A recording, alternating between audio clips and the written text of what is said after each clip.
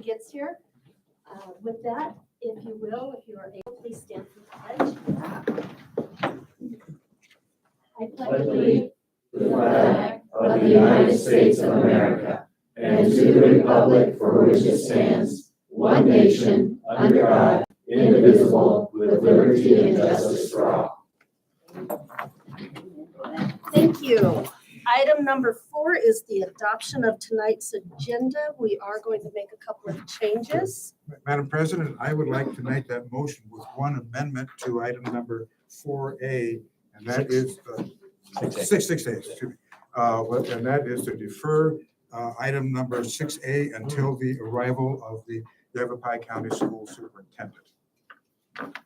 Seconded. All in favor? Aye. Aye. Thank you. Now we have call to the public. We have lots of public here, but I think they're here for celebration. I don't have any public comment cards. However, is there anyone else that would like to speak to anything this evening? All righty then, moving right along. We are not going to swearing in board members. Yavapai County Education Foundation grant update. Thank you, Madam Chair, members of the Chino Valley Governing Board, and Superintendent Scholl and Vice Superintendent Cindy. I'm Mike Elligood. I am the current president of the Yavapai County Education Foundation.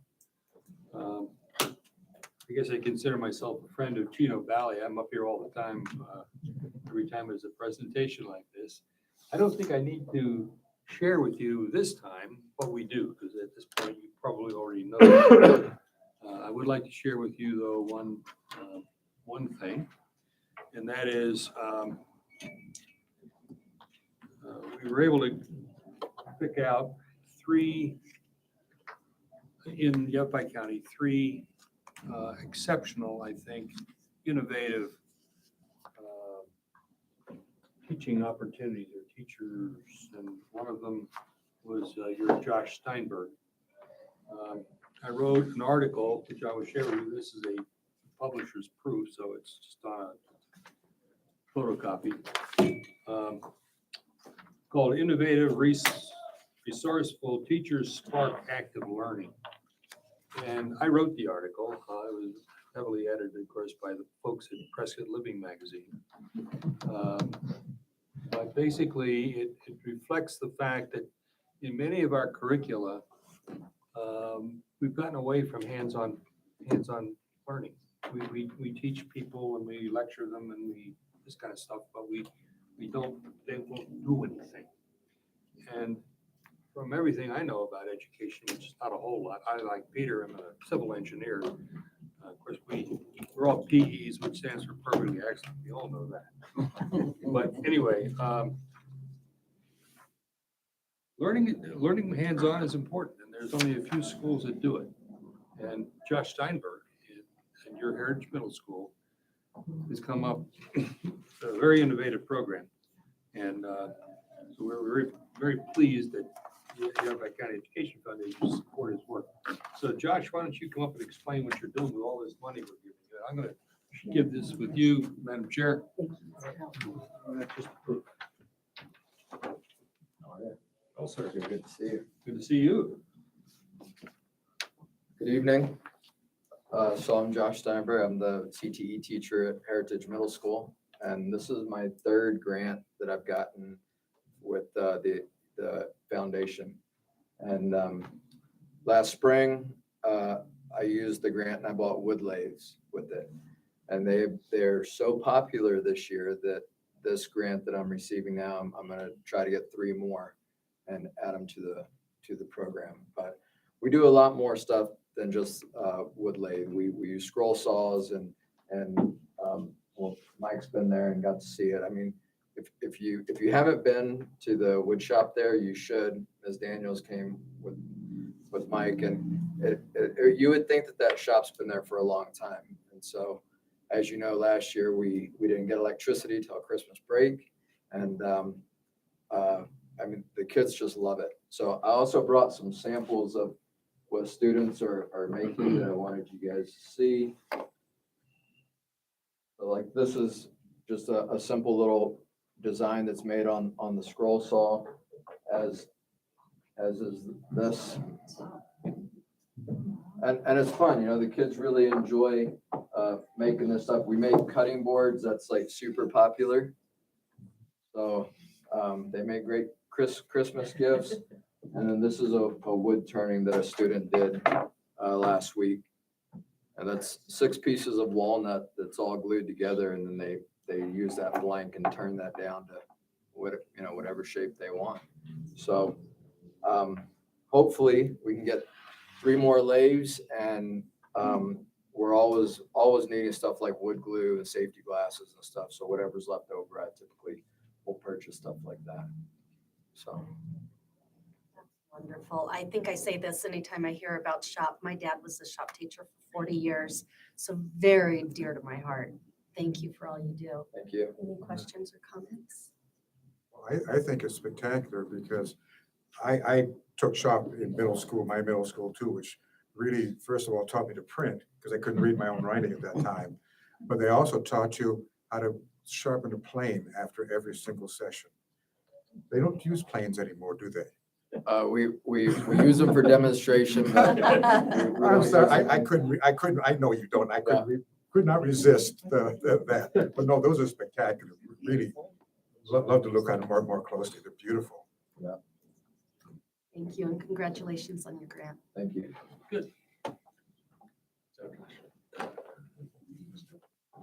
Thank you, Mr.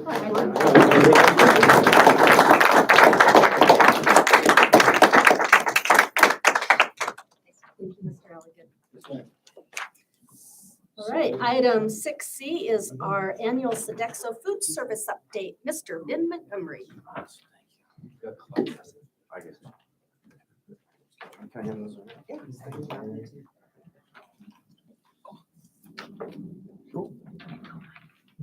So thank you for the opportunity to speak here tonight. And I was going to give everybody a 30,000-foot view of what we have done and what we're going to continue to do this year. And this is the format I'll be presenting everything in. So the first thing we're going to talk about is participation district-wide. This is the key measurement or metric that we use on our end. And as you can see, we traditionally start low in August. Everybody's kind of getting used to everything. And then we go up a little bit, and then we just kind of plateau. Since everything's been free, we've pretty much held this consistent participation for a while now.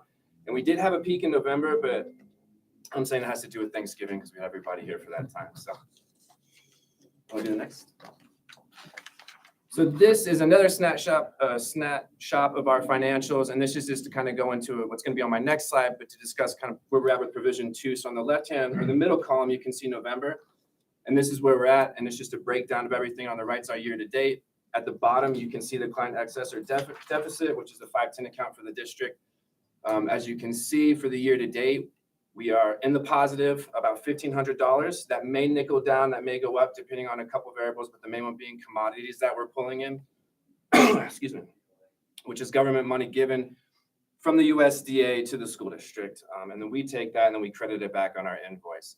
So we're anticipating that to stay consistent. Like I said, it may go below 0, it may go up, but we should be in a good position for the remainder of the year. And like I said, to tie into that, so we've been operating provision 2, which has been the biggest focus, I think, this year. What that is, in simple terms, is all kids eat for free and no cash sales, meaning the program is completely sustained on reimbursements from the USDA. Reimbursements are based off the eligibility, which is why we've had such a large push this year for these free and reduced applications. They're incredibly imperative, and we need them to continue this provision 2. As from my previous slide, you could tell we were in a good spot. According to this one, we're at 54.28% free and reduced. Our goal is to hit 64. We need, yes, that has been our goal from the beginning. And principals have been super supportive. Everybody in the district's been super supportive, and we want to continue this messaging to the community and try to get in as many of these free and reduced applications as possible.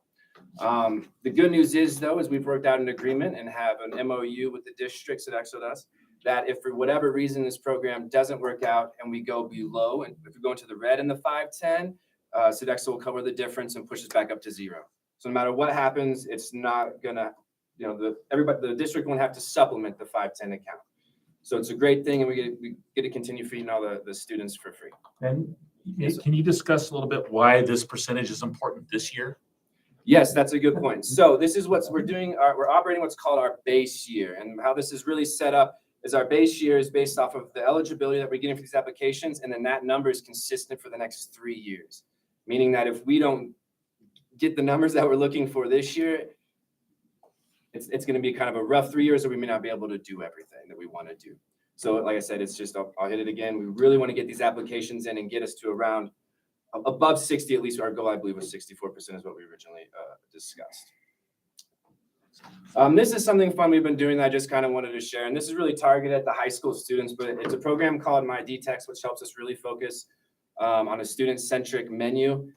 And we're really trying to leverage technology with these guys because that's the language that they're speaking at this point. So what we have is, it's a number. So it's 82257. And all of you are probably familiar with this in one point or another. But you text a keyword, and we have bought a bunch of different keywords, right? And if the student texts that keyword to this number, which is owned by My D-Text, which we have a contract with, it will generate a survey that we have created on our end. And what we're doing is we're using that to get the students' feedback. And I have an example here. So last week, we decided to do a survey and say, hey, kids, we have specialty pizza, right? We have your basic pizzas, but we do a specialty one. It's like, what do you guys want? Here's some really fun options. Give us your feedback. I want you to decide what's going to be on the menu. And this is the back end, and this is what I'm saying. And as you can see, I think that's 62-ish.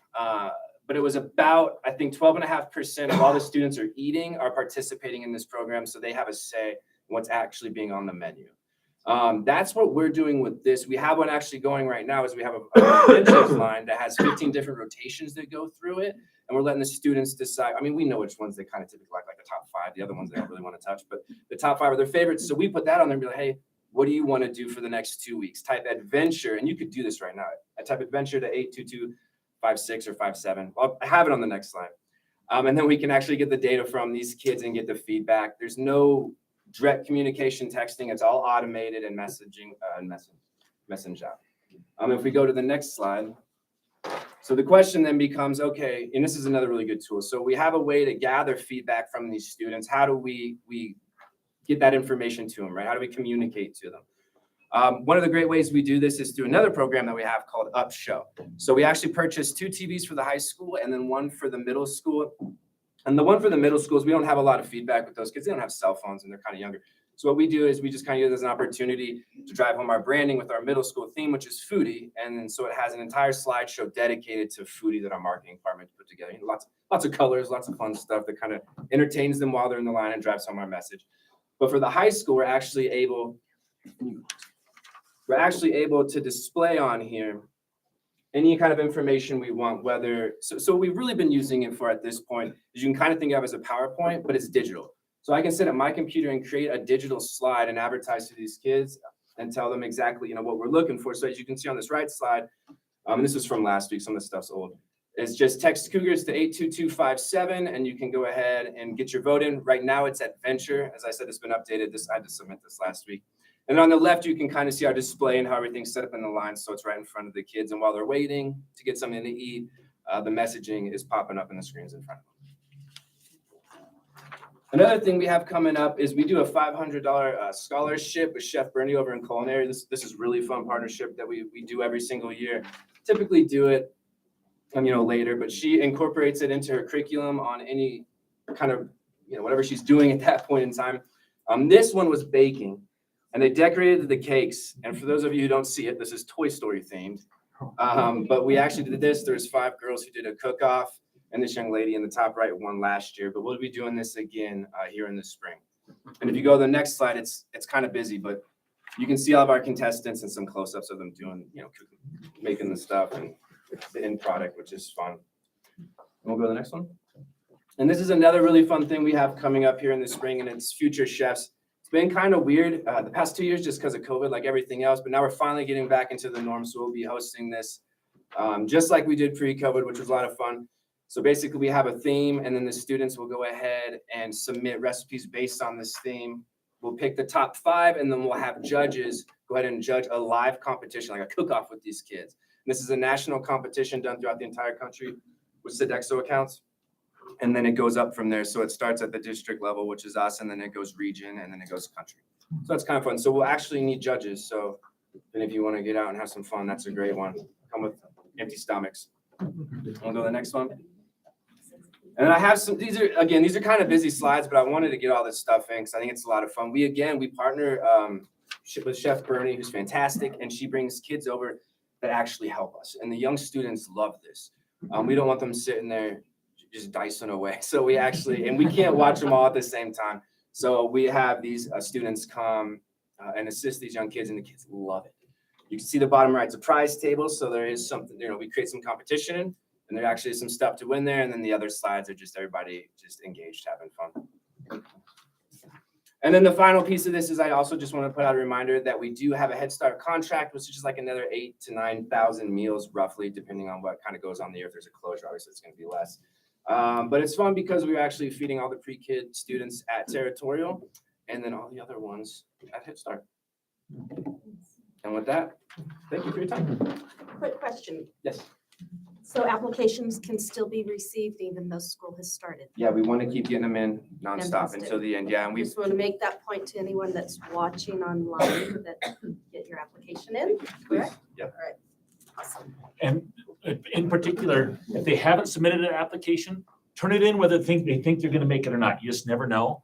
And, because we do try to chase down those that haven't turned in. Let us decide it. The information doesn't go anywhere except for the school, because it's income information that we need. And so that doesn't go off to the state. It doesn't go off to anybody. It just stays at the school. So I want to make sure that that's clear. It's not, yeah. And so whether they think they're going to be eligible or not, please do the application. Can let us decide that. Do preschoolers count also? Anybody that's enrolled in the district, yep. All right, thank you Thank so you. much. Item 6D, Mr. Scholl, Superintendent Report, please. All right. So you have the superintendent report in front of you. Let's start with enrollment. There is on the second page, there is a kind of a summary of enrollment. We have 2,451 students currently enrolled. That includes our preschool, which are not included. Most of our preschool kids are not included in ADM, or about half aren't. And so that includes those tuition in kids for our preschool, along with everyone else K-12. Our projected ADM is at 2264. You need to remember that our preschool kids that are on our books that we get ADM for, and our kindergartens kids only are a half ADM. So it counts from that difference there. When you compare it against last year, we are up, looks like about 47 students right now. So we've been steady at about 50 over last year, which is a great place to be. I'll take that all day long. We're going the right direction. Are these close to our 100-day numbers? These are projected 100-day Oh, numbers. projected 100, okay. So we don't hit our 100-day until it says on there, we're at day 66 right Oh, now. there it is, yeah. Uh-huh. So this was done this morning. Mhm. It's projected based on enrollments, everything else, what our 100th day would be. It's probably not going to change much. What tends to happen between now and February is our elementary numbers go up and our high school numbers go down. I don't know why that is, but that's just how it works typically. So it should remain that ADM through the 100th day. Good news. Yep. The aggregate expenditure limit. For those that don't know what the AEL is, it is a constitutional provision that says that, and I don't want to even say public education because it doesn't include charter schools, that district schools can only be a certain percentage of the state budget. Even though the legislature allocated money to district schools, including Chino Valley Unified School District, we may not have the authority. The money's going to be in our banking account, have the availability to us. We may not be legally able to spend it. And so what happens is there was a calculation that said we need to cut, if the aggregate expenditure limit is not waived by the legislature, that we would have to cut 17% of our budget with 20% of the school year left. There's not a whole, with most of our budget being in people, there's not a whole lot of ways to accomplish that.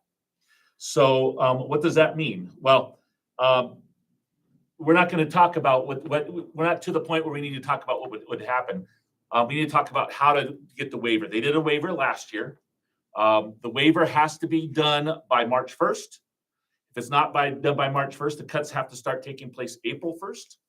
And so there has to be a 2/3 majority in each house of the legislature. The governor does not need to sign it in order to waive this provision. I was down at the state legislature 2 Thursdays ago with a press conference to urge the governor to do a special session. I also signed on to a letter with the Arizona School Administrators with 200 other superintendents requesting a special session. Based on what's going on, the legislature can call a special session. We don't necessarily want the legislature to do it because that opens up to any topic that any of the 90 legislators want to talk about. With the governor, he can say, all we're going to do is talk about the AEL. So that's why we're asking the governor to do that. Also, it's the current legislature is the one that allocated the funds that we're asking them to waive. So that's why we also would like to get this done. It is not good for kids and not good for employees, staff, when staff are worried about whether they're going to have a job when this comes down to February. This last year's waiver took place the last week in February, the latest that basically could happen. Anyway, if a special session is not called, I'll work with lobbyists and other superintendents to try to get this waiver, taken care of. Any questions from you guys, from y'all? Counting down to the end of the month. Yeah, well, yeah, he has until January 6th or 7th or something like that, where New legislature. the new governor takes over and is sworn in. So that's when it has to happen. The later we get into December, the less likely it's going to happen because of the holiday. It's already there's some legislators that say they have the votes. The governor says they don't. I don't know I think both are being sincere. And so it's really up to the governors. It's in the governor's court right now. The other thing is the governor has talked about trying to add some additional items into a special session if they do call it, so that it wouldn't just be the aggregate expenditure limit. It's politics. And he can do that if he wants. Correct. He can make a special session based on anything or just one thing, where if it's done by the legislature, it has to be opened up to any topic. So, all right, projects update. Some lots of neat things going on in the district right now. Our teacherage RFP for teacher housing, our request for proposal is due a week from today on the 19th. We'll be coming to you in January asking for approval of that project, whatever it happens to be. Last time when we met, I talked about us meeting with the town. The meeting with the town was fantastic. They were very, very accommodating, and we appreciate the work that they did.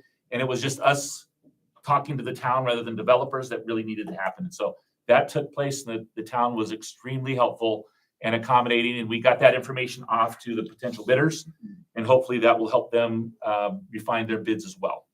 And so we hope to have, like I said, we will have something for you, not hope, by the meeting in January.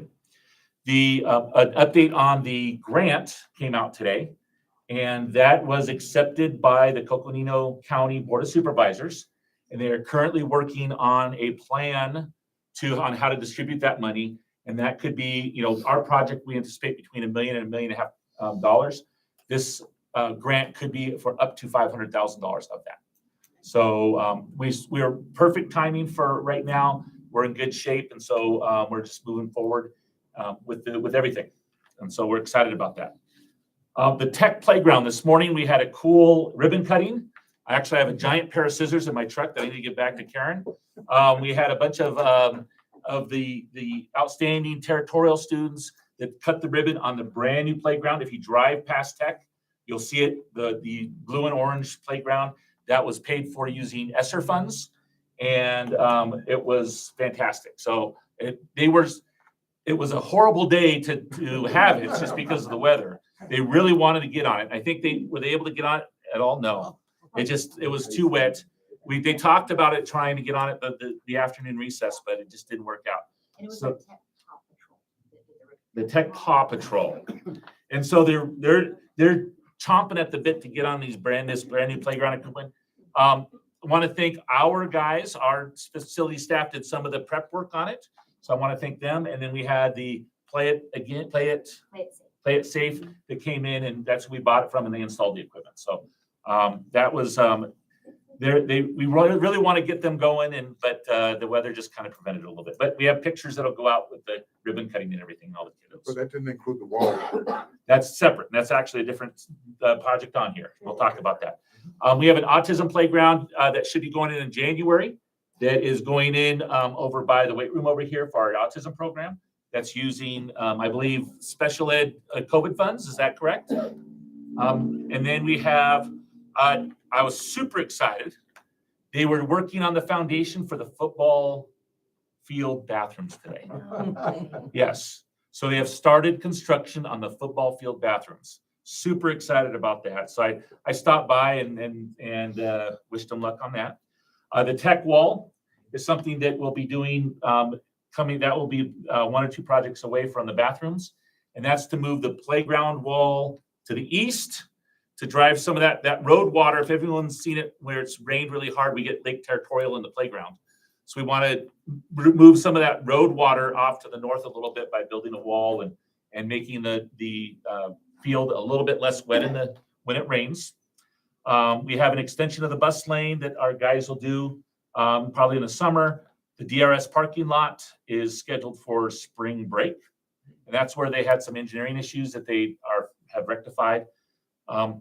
Bleachers at Heritage and Chino Valley High School, we got bids and we're just waiting on kind of the bleachers to come in, I believe. And that's maybe in the summer, I think is what our schedule is for that. But that's being paid for by the school facilities board.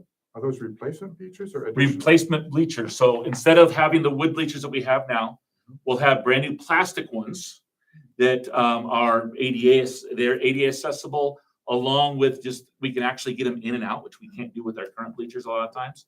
So, and then when they're closed, one side at the high school will say CVHS, the other says Cougars. Have they decided what to do at the middle school for the bleachers? Are they going to say anything? Well, I met with him this morning Okay. and he's gonna draw up some specs for us. Yeah. And then we'll look at it and Yeah. decide. So there'll be a graphic on them. though. Well, when they're closed, it'll say something on the, Right, that's what yeah, I'm saying, when they're Yep. closed. Right. Yep. Letter Exactly. Our cougar. exactly. Super.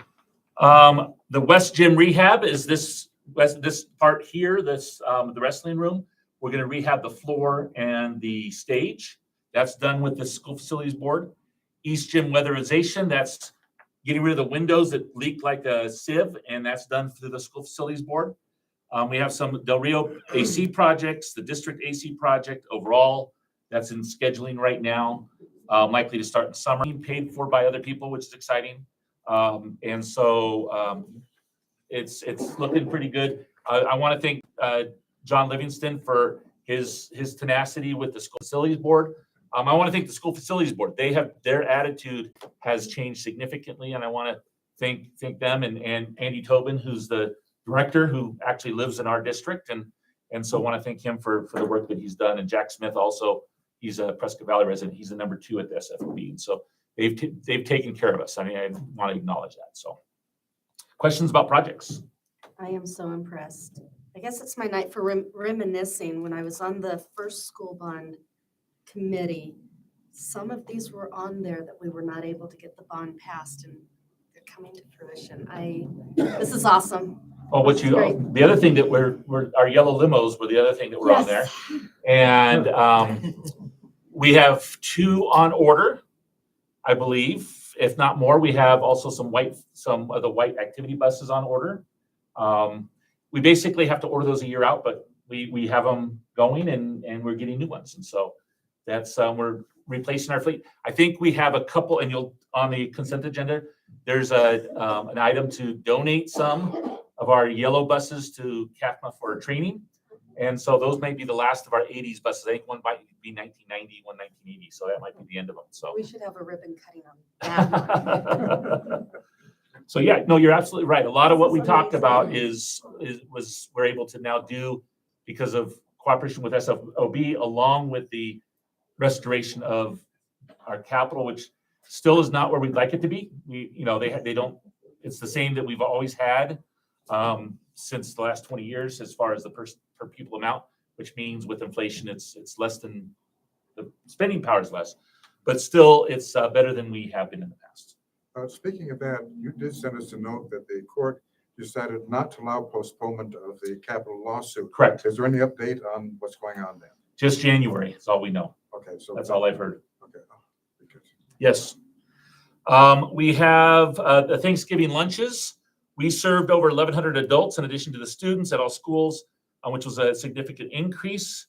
Want to thank everyone that participated in that. It's one of my favorite things that we do all year is bring the families onto our campus and serve them Thanksgiving meal. And the kids are so excited and I think Sodexo for the quality of the food, they do a good job with that as well. ASBA annual conference starts on Wednesday. We have Cindy, Annie, Marcia, and Mike going. And so I just want to remind you about that. I do want to say Cindy Daniels is doing a presentation on Friday morning at 8:30. So it'd be good. She's going to talk about kind of how the district works with our education foundation and other partners in the district really to help our kids. So if you would think about attending that. We have our staff of the quarter. We did that last week on Tuesday at Territorial. We had Heather Duenas and we had the power duo of Mo Guffey and Irma Dorame, who are in our front office there. Del Rio, we had Cheryl Spark and Trina Hickson. There's a theme there, a front office person in each of those schools that schools couldn't run without those people, really, to be honest. At Heritage, we had Amber Calkins and Alice Patton Frazee. At the high school, we had Helen Hyatt and Riley Davidson. And then I think I scared Steve Stotts. We asked him to come to the office, and I don't know, he's our facilities guy who's been with us for a long time and does a really good job, but he was wondering why he was called to the superintendent's office. But, a reminder that our January board meeting is on the 11th, which is a Wednesday. That's because the second Monday is our first day back from break. That gives us a little bit of time to actually put an agenda out and get everything going. So that's what's going on with that. And then there's a calendar of things all the way through spring break. Questions, concerns, comments for you? A lot going on. Yes, a lot going on. Mr. Carter has arrived. Fantastic. And we've already made the motion. We'll move item 6A now in front of item 6E1. Mr. Carter.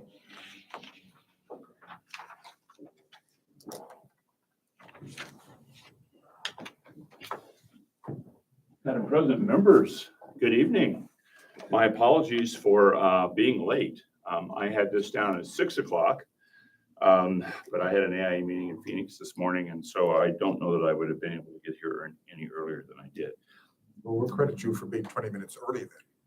That would be wonderful, Mr. Tona. Thank you. I would appreciate that. So before we do the ceremony, the swearing in, I need to get a couple of signatures. So it's just going to take a moment. And there's 3 copies.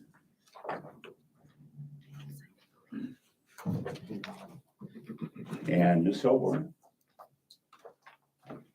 there's 3 copies. If you read that, you'll be taken care of. Just so that everybody knows what the ladies are filling out, these are the state certificate of elections. It identifies that they have been elected for terms beginning January 1st and going forward for 4 years. And it does include the constitutional oath, which we will do And people are welcome to take pictures and do those kind of things if they would like. And obviously our office gets a copy, the board member gets a copy, and then the district gets a copy as well.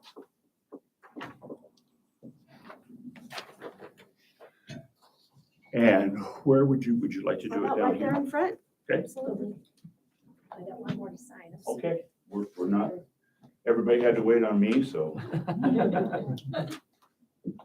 sorry about that. Oh, that's okay. Just glad you-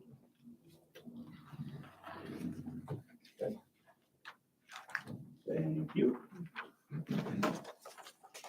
I did send their copy. Okay. So what if we put you ladies right there? Would that work? Absolutely. Come on up, Marcia. Oh, okay, I'm sorry. You're fine. You'll get used to this. It Yeah. happens every 4 years. Yes.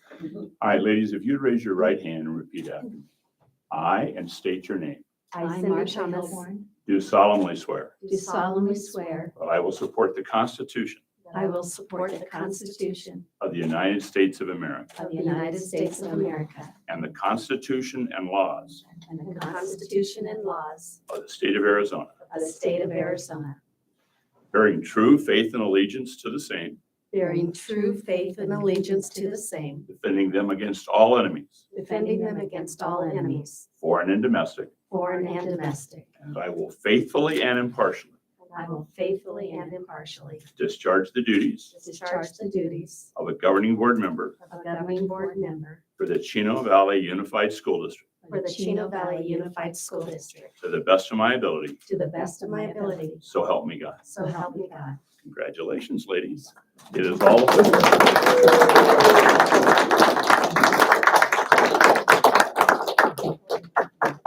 Absolutely. Thank you, Mr. Carter. Thank you. And thank you, ladies and gentlemen, for being here tonight. Thank you, Mr. Carter. Okay, item 6E1, financial reports for activity for November 30th, 2022. Mr. Livingston. Thank you, Chairman, members of the board, staff and administration, ladies and gentlemen. For the month ended November 30th, 2022, we're in the middle of the 22-23 year. Big part of what we watch in the finance office is the percentage and the number of days that have gone by. As of the end of November, that's 42% of the days have gone by in the year. So if we've already spent 50 or 60 or 70% of our operating budget, at that point, we wouldn't like that. Our operating fund is 36% spent as of that date. Our capital fund, 22% spent. So we've got reserves, we've got encumbrances, and all these things move along the expense chain, if you will, as the year goes by, but we're in good shape that way, the overall picture of our funds. I'd like to just ask if there's any questions then from the board on the first couple summary sheets that show cash and expenses in those funds. And then I'd like It to, looks really good. I'd like to take just a second and draw your attention to this one-page sheet that follows our cash funds. It's in bold and it's vertical. It's a portrait sheet and it starts with the cash fund balances, starts with Fund 010 and ends in Fund 959. First one I'd like to draw your attention to is Fund 500, School Plant. And we've got the fortunate, I guess you could say, reality of having some cell phone towers that produce revenue in the district. And we use those revenues that they generate for a number of items. So we went through this fund with our auditors and we moved some funds in from 515 Civic Center. So when 515 Civic Center has some expense there, that expense and the revenue that we might have booked this year will all go to 500 School Plant. School Plant is a fund that you would, if you had old buildings or old equipment and you sold them, those proceeds would go into School Fund 500 fund. And the way the auditors are seeing it now and the Auditor General is if we have these long-term leases, they're actually leasing plant and equipment, so the revenue should go in the 500 School Plant fund. So it's just a collapsing of 515 Civic, as if we rented to a PTA or a PTO or a booster club one night for a meeting. Those fees could go into 515 or 520 communities. So we're just collapsing those into 500. That's the first fund. The other one I'd like to take a little note out here is Fund 665, Energy Savings. I think it was 8 years ago, we borrowed 775,000 and did 2 energy projects, Honeywell and Climatech, and things like motion sensor lighting and automated services. And the idea was to get a rebate then from the federal government to put in one of these energy projects. The last payment of those 2, there were 2 revenue and debt streams. One is paid off in the 21 year, one will be paid off in the 23 year, and then those will go to 0. We transfer money from our operating fund, it's in our budget. In there, the debt service this year will be around 93,000. So you see that encumbered. We will move those funds in and make that payment. Then 665 fund will have no more activity until we do something else like that. 691 fund, and Superintendent Scholl mentioned some of the projects. If the only column I think that's really relevant at this point is the 4th column over, the encumbrance column, 27.1 million. And that's the 4 HVAC projects, the 4 roofing rehab projects that are completely approved. And on top of that, we've got another 5.5 million. If you look at the bleacher projects and you look at the 400,000 now, that's going to be approved hopefully this week for the rehabilitation of the old gym, and another 100,000 to rehabilitate what I call the 8-plex, the classrooms over here that had the fire and the flood. So those projects are now not just 27,160,000, they're 27,261,000. So pushing 28 million for the year. They won't all be done this year by June 30th. Some of them, the HVAC installation, I imagine, will go into the 23-24 year. Easily. And 959 fund, we've got a transition program there at high school. We've had some turnover at DES, but those numbers will come right. We haven't been able to put many expenses in there. We get reimbursed from the Department of Economic Security, so there's not much going on there. We're waiting for several payments. So you will see 959 show more expense when we move that expense in there, and more revenue, and you'll see more activity there. Any questions on the cash fund balances? These we watch really closely, because if we try to do an expense here and we don't have the cash, the county says no. So there's not a budget like our operating fund has a budget, our capital fund has a budget. Once they approve the budget, you can overspend the cash, but not in these funds. You have to be very sensitive to the cash. They keep us from harm or danger or overexpend. And that's all I have for the month ending November 30th. Thank you. Anything, Peter? It's good. My questions are coming up. Okay. Student Activity Fund report then, Mr. Livingston. Yes, student activity, we see the student council encumbered $3,300. I've talked to their advisor several times. They've got spring dances, they've got fundraisers going on left and right. Any questions on that? I can get back to you, but they're the busiest one by far on the student activity accounts. Now there's my question. John, all of a sudden I notice we have several lines here with no entries in them. Cash balance, revenue expenses, and so forth. What's happened since last time? These were not empty last time. So I think what we're seeing then is the encumbrances would go down and the expenses would go up. And then that's what you're seeing. I can get back to this for No, I October. think That's not what, look at the National Honor Society, for Yeah. example, because I questioned that a little while back, and it simply shows no cash balance for them in addition to no expenses and so forth. What happened to that money? Okay, just a second. So we're talking about 10 from the bottom, CVHS, NHS. Yeah, The one right before that. the the Arts CVHS Society. National Honor Society. it's the National Arts Honor Arts, Society, yeah. right? I'm not familiar with anything unusual there. I believe those are inactive clubs right now. So when you look at the National Arts Honor Society, is this kicking back up with the new instructor? They're moving forward, but it hasn't been active in the past. The Honors Academy Club, the FCA, which is Christian Athletes, Fellowship of Christian Athletes. These are activities that aren't active. Even though they may have an account, They just started. we don't, they are either inactive or are becoming active and just don't have any activity in them. A couple of them look surprised, like the yearbook club, but I'm not sure what a yearbook club is other than the group that produces the yearbook. Del Rio, the first one there. Yeah. 3 from the top. I think what we're also seeing there is a typical program. Let's take one of them on here, like high school football. Mhm. They've already got a donations fund. They've already got a tax credit fund. They've already got an auxiliary fund.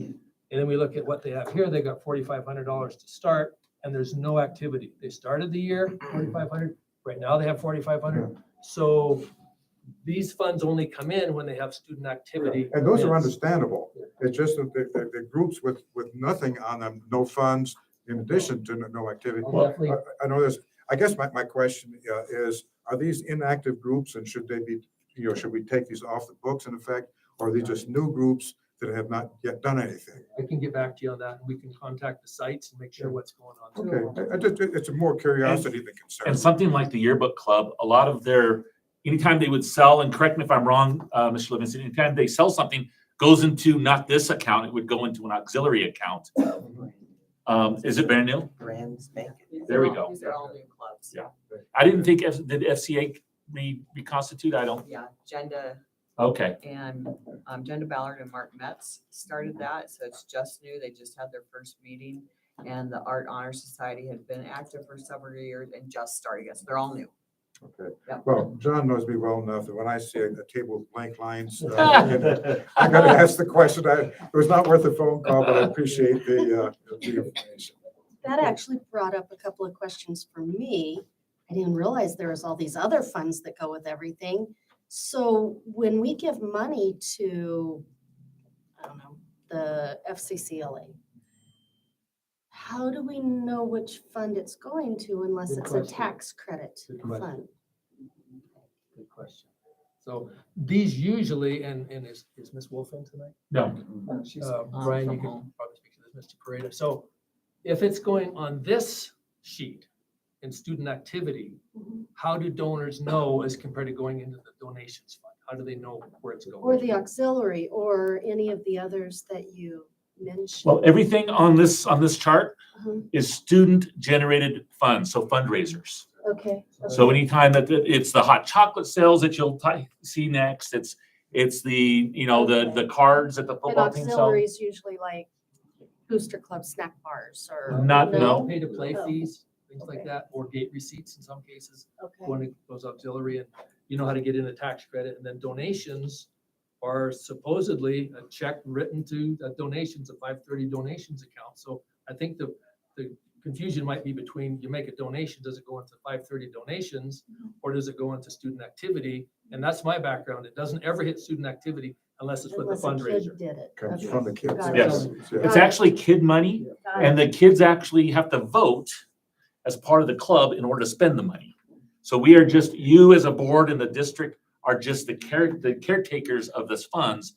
It is not theoretically district funds, it's student funds. Didn't mean to open the can. No, you're just fine, we're wanted educating. clarification. So then these have their own bank account, Okay. and we don't track them in our financial software.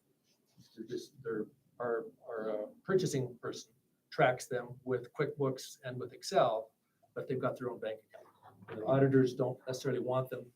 Well, I hate to say it this way, but there's been other districts in the country that sometimes merge these funds for different purposes with operating funds, which we certainly don't want. And then they become much harder to track, because if they've got their own bank account, it's much easier to audit. Fantastic. Great question. Any other questions? Comments? Oh, that's good. Fantastic. Thank you. Moving along to tonight's consent agenda, items 7A through J. We'll need a motion to approve the consent agenda, please. Move to approve the consent agenda as presented. Thank you. Second? All in favor? Aye. Aye. Item 8A, Mr. Scholl, addition of 4 permanent substitute teacher positions.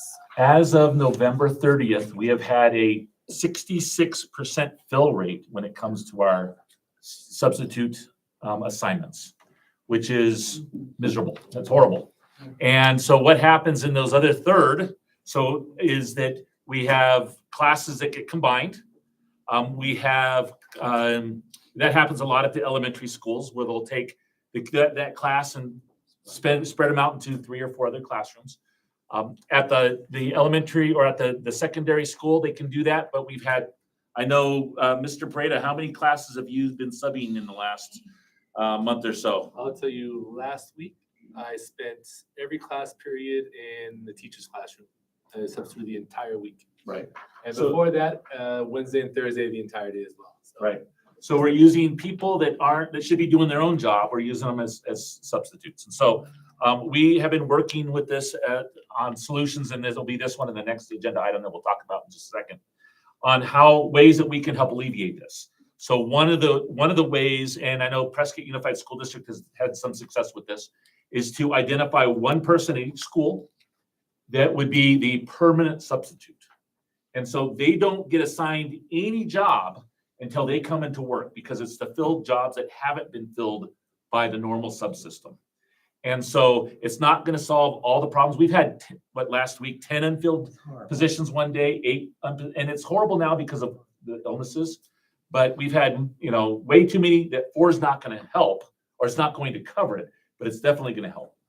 And so this position would be paid on the teacher salary schedule, would not be eligible for classroom site fund money, because they're not in the classroom as the regular teacher. They're not having to talk to parents. They're not having to plan, things like that. But they are, it's a way to bring somebody in to cover, and they'd have to have a substitute certificate in order to be eligible for that. We have identified, I think, somebody at the high school and the middle school already. I know Brandy's had some interest in hers. I don't know, Dr. Moody, if you've had interest in yours, but we think we can fill this fairly quickly. Actually, one of the positions for the middle schools on the personnel report today that you may approve. So we've had some interest. We're hoping that this at least helps alleviate part of the problem. It's not going to solve all the problem. And this is not a Chino Valley issue. It's not, we get our subs through the county schools office. It's not their issue. It's just a lack of people wanting to be substitutes, and countywide. So Prescott's having the same problem. Humboldt's having the same problem. Thank goodness we're in this at least close to where there's lots of people. I can't imagine what like Seligman or Ashfork or Mare are going through. They're probably a lot rougher than we are. So one possible solution, we think it's going to cost between $200,000 and $260,000, but we'd be spending it's going to be a little bit more expensive than a normal sub assignment, but we need to do something to get somebody in those classrooms because it's causing disruptions campus-wide. And these are full-time positions. These are full-time positions on the same calendar as the teacher calendar. They would participate in the professional development. These new ones to the district would go through the new teacher training that we normally have in the summer. So this coming up summer, they would participate in that. And we want to embed them in the school so they become familiar with the kids become familiar with them, higher chance of success for those substitutes in the classroom. I think it makes sense. And if it comes down to a day where we just don't need them, we'll find another position for them, but I don't see that happening anytime soon. Mike, do you have any questions or comments on that? I do not. About you, Peter? All right, then I'd entertain a motion to approve the addition of 4 permanent substitute teachers. I move to approve the addition of 4 permanent substitute teacher positions, one I'll for second each school site. All in favor? Aye. Aye. Thank you. Item 8B, to designate paraprofessionals serving as substitute teachers. Mr. Shaw. So in our self-contained classrooms, we have a teacher that supervises one or more paraprofessionals. When we get a substitute teacher for those classes, typically what happens is the paraprofessionals continue to run the class, and the teacher is not really doing a whole lot being helpful. They have to be there. We need a certified person in the classroom, but they aren't really doing a whole lot. Not that they could. They're not familiar with the specialty care that goes on and instruction that goes on in that classroom. So what we are proposing is that we identify a person in each self-contained classroom, and we're talking about our centers classroom, which is our profound kids, our profoundly disabled kids. Our EDP classrooms are extended resource classrooms, and I think those are the 3 that we're talking about. that we identify what we're calling a designated paraprofessional. That person would have to get a substitute certificate. So they would be able to be the substitute in the class, formal substitute in the class. And then we don't have to bring in somebody else that would come in and just be there in the corner on their phone or whatever. That person, since they are acting as a substitute rather than the paraprofessional, we would give them a $75 stipend on top of their normal pay. We normally pay $130 to a substitute that comes in. So that's a savings to the district, but they're going to make more than, with their pay and their stipend, they're going to make more than $130. So it's good for the employee. It's a savings for the district. We get a certified person in there, and we're not putting substitutes in that classroom that could be going somewhere else in a regular ed classroom. So we're hoping that we increase the number of fills in our regular ed classrooms because of that. So again, it's not going to solve the problem, but it's going to be between these two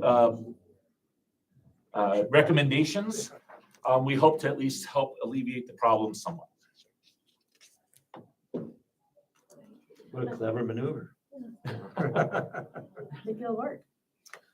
Efficiency. Right? Few dollars here, a few dollars there. Great. Anything else? Looks good. Right, well, okay. Again, I'll entertain a motion to approve that.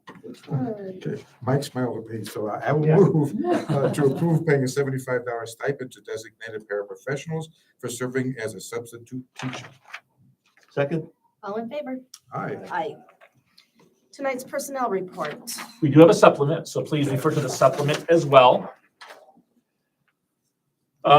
We have 2 new certified, 2 new classified, 4 new classified subs, 2 resignations, 3 certified changes, 9 classified changes, 2 coaches, and of course, 141 timesheets for your approval. I want to note a couple on here.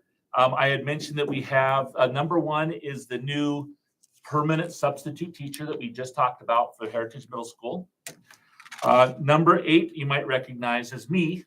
This is just my notice to you all about my going on to the retire rehire program through ESI. This is the formal notification that was required as part of my contract. We approved last time. You approved the contract, and this is the notification that I have to give you. And I'm trying to think, was there somebody else? And that's about it on this that I just wanted to point out. Is number 9 on the supplement coming back as a teacher? Coach. Okay. He's I softball saw coach. coach, but I was just wondering. Nope, just coach.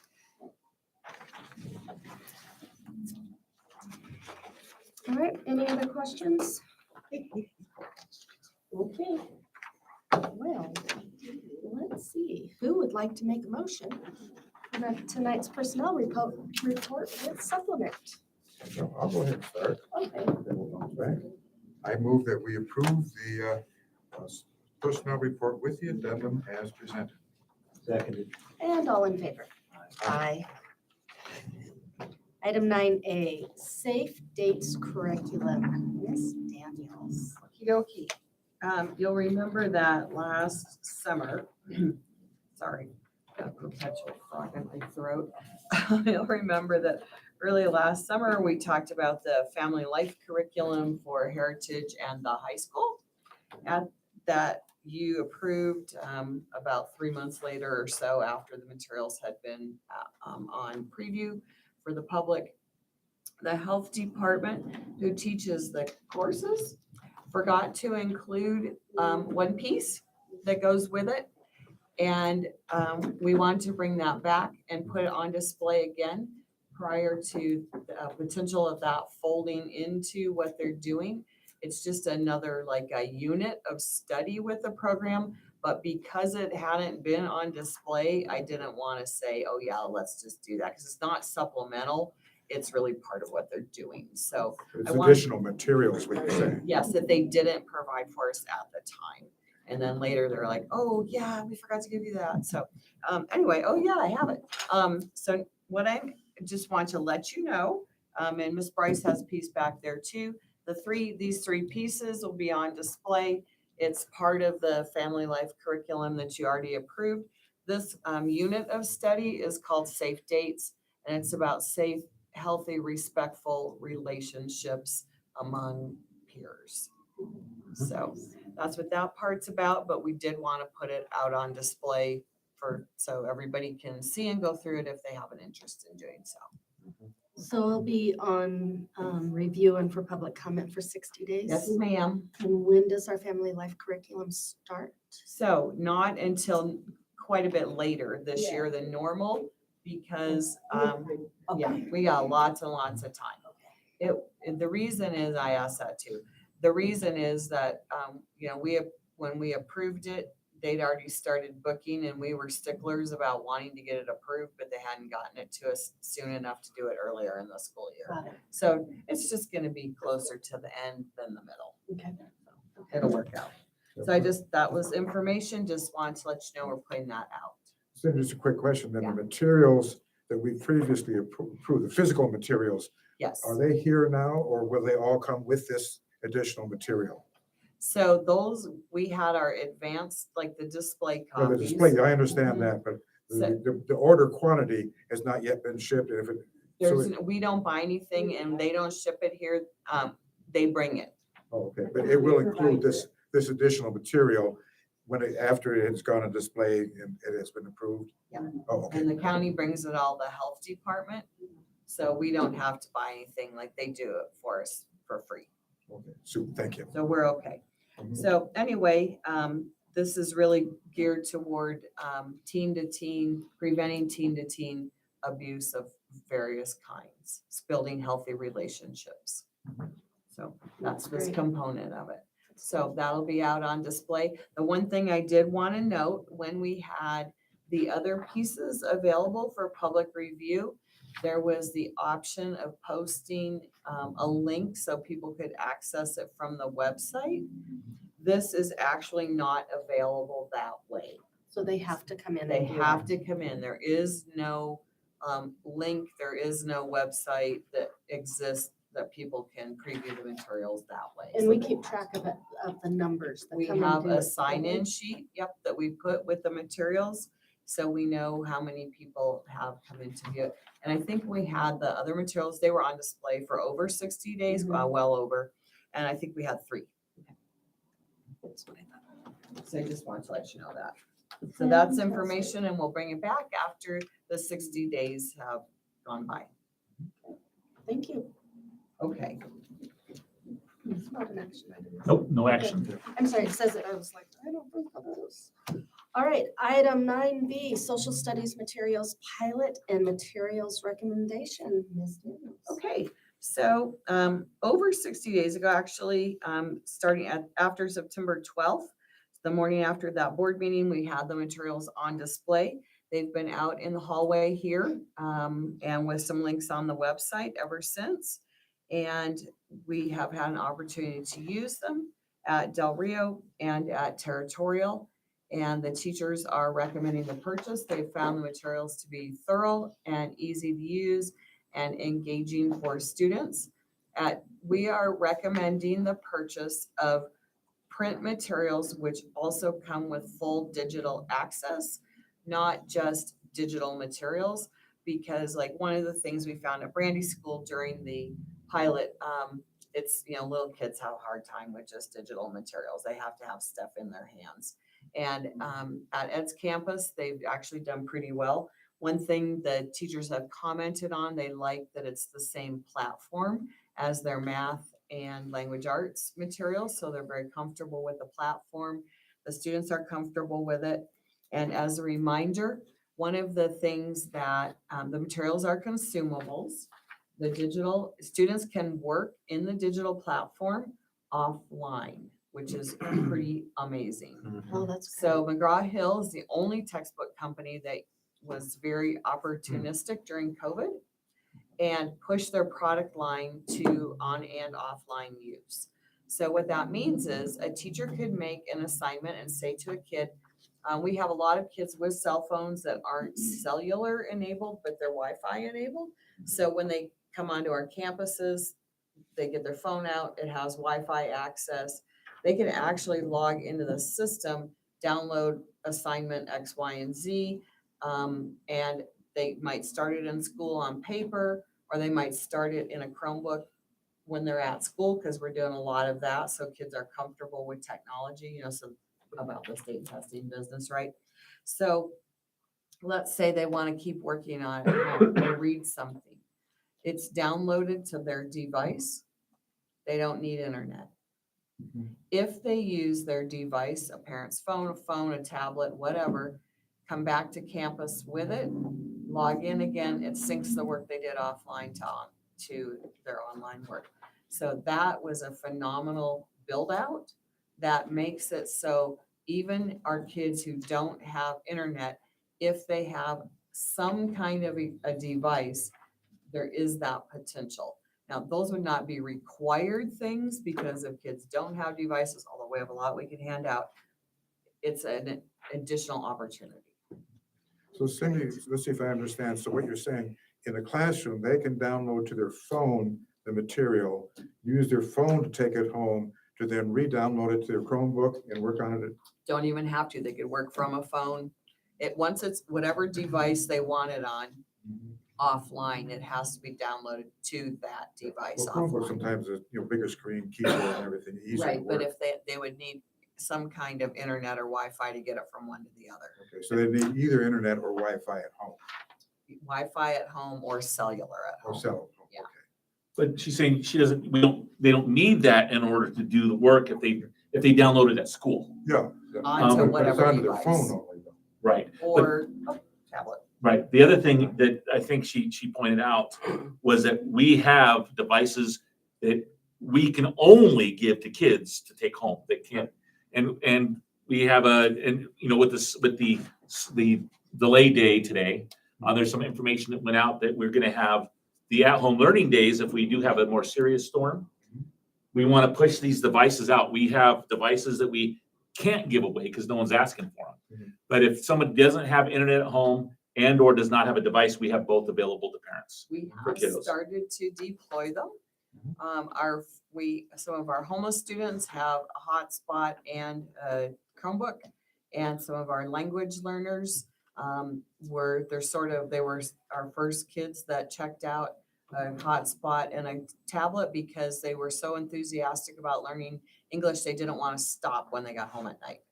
So we've pushed devices out already about a month ago with those kids. And you are making hotspots available for any family that does not have either Wi-Fi or cell service? Yes, Wonderful. we do have those as well. So, and like Mr. Schultz said, information about how to obtain those has gone out. We've been talking with the staff at different schools as we've been making our rounds and promoting it through the staff. And I fielded email from staff who said, hey, I have this kid, they need a thing. So then I hook them up with the right person who has the things. And in addition, we have the same materials to give to teachers that may not have Yes. internet or device at home Themselves. themselves. They can get a Chromebook or they can get a Wi-Fi device that they can take home, use, and keep at home.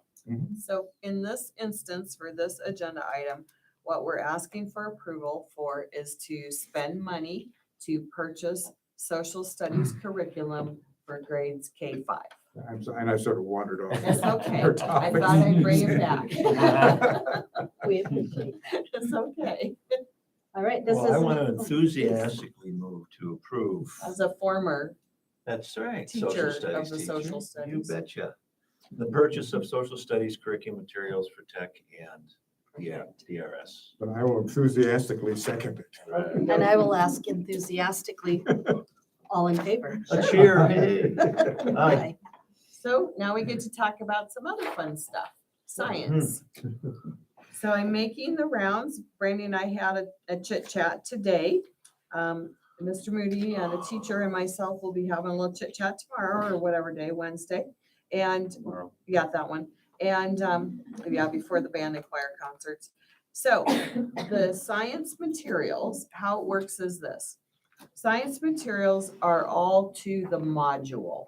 These materials have also been on display since September 13th. They're still on display out in the hallway out there. We're all excited that we can take them down because it's a lot of books.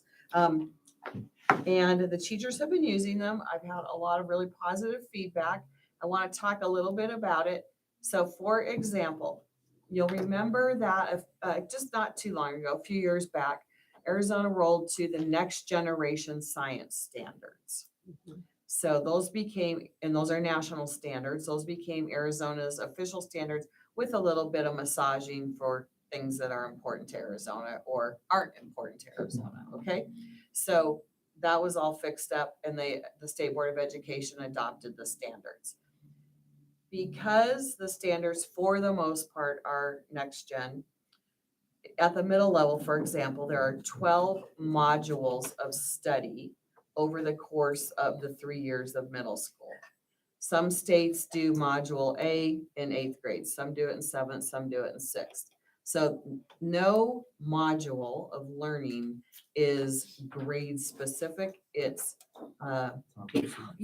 topical content type, could be like a life sciences, or something like that. So they're all made so they could be rearranged to the grade levels that are applicable, like to your own scope and sequence. So it's like that for the middle school. And it's also module based in K-5 because you may not have time to do, for example, every experiment or every module. And so you're identifying the most important standards. You've heard Ms. Bryce talk about things like the power standards or things like that, standards that are assessed more heavily or are a larger component of the standards than some other things. Some things take up more space in the standards at certain grade levels than others, of course. So they're all arranged that way. Now, in addition to consumable materials, digital materials, so for example, a kid could take all their lab notes in their textbook because it's a consumable textbook. Those lab manuals are also online. So a kid can practice their writing skills online. They can practice answering assessment or classroom questions, and they're in the same format as like standardized tests. So like you drag the answer, you highlight the thing, like all that. Okay. The other part is that they come with, well, you have to buy it, right? And wait, there's more. They come with a science kit for each module that contains all the little things that you need to do the experiment. So those kits have an inventory sheet. And what I'm going around figuring out is because we can buy kits like for 8 years, right? But it's a lot of stuff. And it's a lot of stuff. And in the kits are some things that are reusable. Like I'll make it up, like a scale, or something like that. You don't need a new one every single year. You can get by with the old one. And a lot of the stuff in the kit for little kids, cotton balls, Q-tips, a seed packet, whatever, like little things that you could get cheaper at Walmart. So what I'm figuring out is we'll buy the kits the very first time. And then this is one of the things we're deciding is, will we have somebody who inventories the kits and then we order all the stuff from Walmart and we pay that person to come in the summer and rebuild all the kits to save some money? Because then we're spending money to help somebody, like have a little summer job for a week or two. And then we don't have the storage issue, right? Of like gazillions of kits everywhere. Or like last year we needed six first grade kits and this year we only need 5 first grade kits or whatever. So now we got kids coming out our ears. So anyway, we're in the process of figuring that little piece out because the science kits you could see, like the social studies books were about $150K. Science, it could be $500,000. It's like a big difference, right? So we want to be very wise with our money. We want to only purchase the things that we're going to use, but we want to make sure that every single teacher has every single thing they need to do their job. And so that's why I'm meeting with the principals before we finalize the order, what's the best and smartest way to spend our money. And the other thing is, if we have a bunch of kits laying around, we're just gonna say this could theoretically happen. One of the kits has cotton balls in it, and a teacher goes, oh, I forgot to go to the dollar store to get the cotton balls for my other thing. I'll raid the science kit. And then I'll replace it, but then they forget to replace it, right? So then Brandy has to centrally store the science kits. And then she's like, I need a shipping container and I need shelves and I need the things. And I'm like, we should have just, whatever. So that's what we talked about today, because we all know that things happen, right? So we're trying to come up with a way to not make it a huge job and not run out of space and not overspend when we should be being smart with our money. So the number you see on here, it's a whopper, but that's really, if we bought every single thing, every single time we could spend money, that's what it would look like. It's gonna come in less than that. We're approving up to. Well, we're approving purchasing it. This gives us a ballpark. Okay. How's that? I like that. Because we're not really approving the money, we're approving the materials. Sure. So, yeah. Again, More clever Innovation, efficiencies. You want to be the cotton ball police, Mike? Right. That's exactly. I right. nominate. Okay, all right. I was thinking retirement job For right that there. invitation. No Yes, right. problem. Comes with the badge too, Mike, so it's. really cool. Right, got a cotton ball on it. Googly eyes, maybe. I'm all for it. Yep. All right. Okay, a motion, please. I'm getting loopy. Okay. All right, Mike. Oh, No, he's- Peter. he's Peter's the I just saw science your guy. sign. You're I the just saw your- I scientist. saw your hand. Oh, good dog. No, he's excited about his cotton balls. He's Oh. getting his hands up with it. Okay, agenda item 9C, I move that we approve the purchase of the science curriculum materials for the 3 schools as noted. Second. And all in favor? Aye. Aye. Well, thanks. We're all happy about that. We're gonna try to get them here pretty quick. Cool. Great. Item 10A, board calendar for 23 and 24.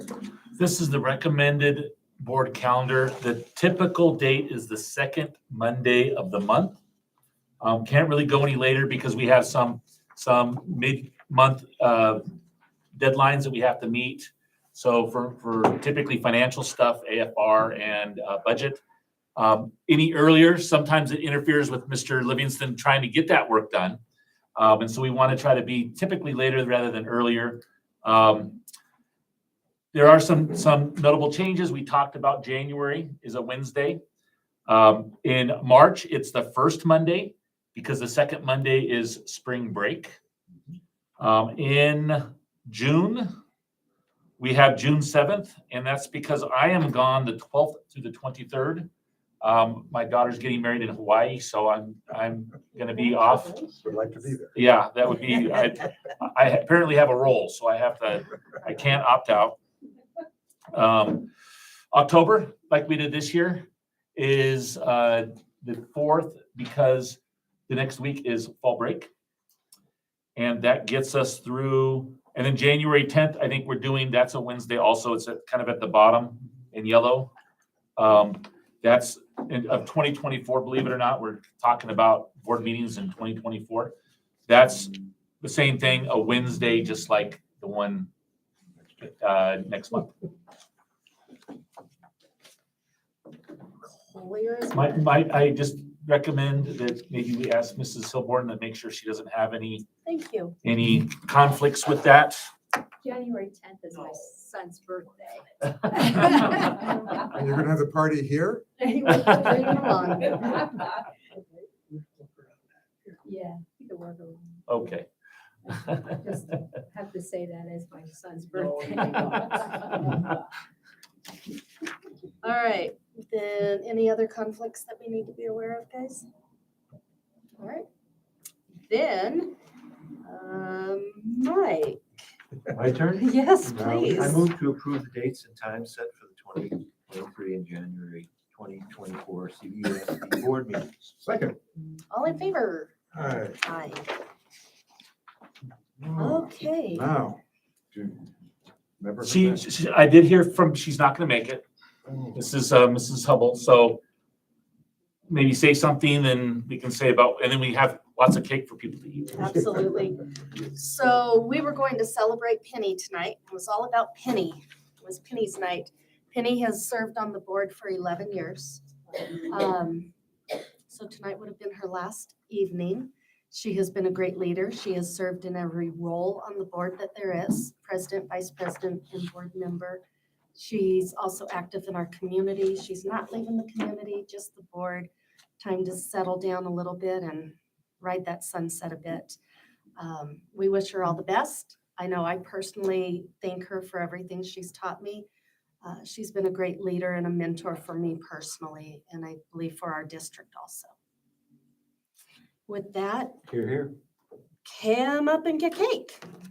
You just want to take a small break? Yeah, actually, could we go ahead and motion to go into, no, let's take the break and then motion. Right. Okay. Come on up, get some cake, bottle of water. Look at her plaque. Want to cut it on up? Yes, I don't know.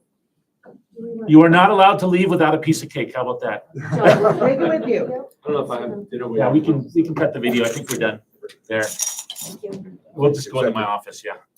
Is anybody going to? Please, cake. You like it?